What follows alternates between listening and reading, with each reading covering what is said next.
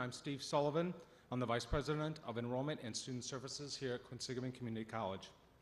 It is my pleasure to introduce to you the student who will bring greetings from today's graduating class, Michael Harper, who has served as President of the Student Senate and in just a few minutes will be receiving his associate's degree in liberal arts. I know you will be as proud of him as I have been all the years he's been here. Michael.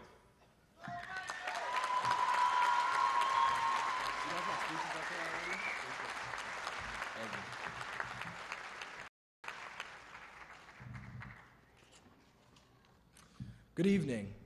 I'd like to be the first to welcome all of you to the 2010 Quinsigamond Community College commencement ceremony on behalf of the student body.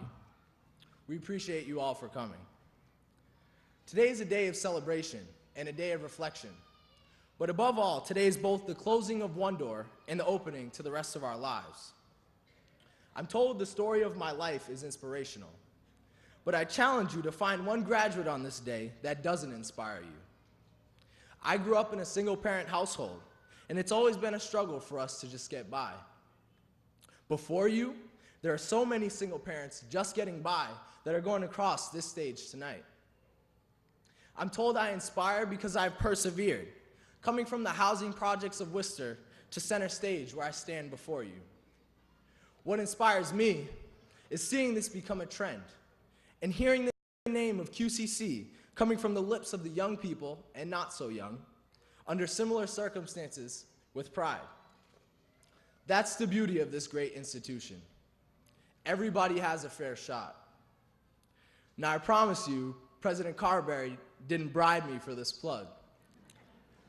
But truly, without QCC, I can honestly say, I could not tell you where I would be today. Coming out of high school, I had a 2.7 GPA. And the value of education was never ingrained in me. I didn't care much for school at all. And my first semester here in the fall of 2007 was atrocious. Then something changed. I saw a black man from Chicago in Hawaii rise to become a legitimate candidate for the presidency of the United States of America.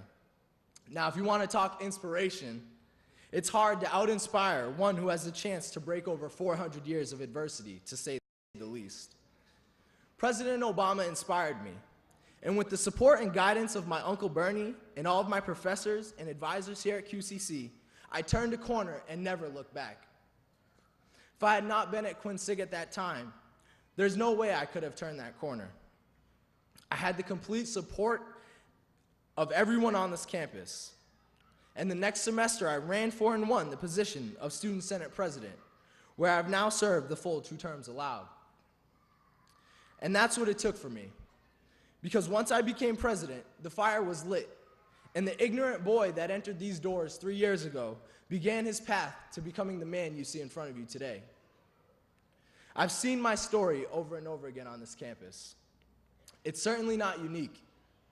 So for those of you out there that are still on this journey, I want you to know, yes, you can. And as for those of us moving on today, I ask you all for one thing. Never forget. Never forget the first step that helped you get where you're going on this path we call adulthood. Never forget the open arms that were extended to you when no one else would help. Never forget the value of a great education and the fact that we get just that right here in our own backyard. When you all get to be successful in your own right, remember to come back. Because it's us, the alumni, that inspire. It's the stories of success that make it all seem possible. To say a kid from the other side of the tracks with no direction can rise above all that holds him back, grades, economics, lack of support and structure, and that young man could find his way to center stage and then to Clark University is remarkable, and that's what these kids need to hear. And we should never forget that once upon a time, we needed to hear similar things as well. I thank QCC for everything that it's done for me. And I thank all of you out there who have contributed to my personal development. I'd like to thank the Student Senate and our advisors who have done so much for me, I could never repay them. And a special thanks to President Carberry, who has continuously showed me through example that where there is a will, there is a way. I now know the sky is my limit. And that goes for all of us today. So whether you're pursuing a 4-year degree, entering the workplace, or re-entering the workplace, let's reach the stars and elevate what it means to be a graduate of Quinsigamond Community College. Thank you all very much, and God bless America.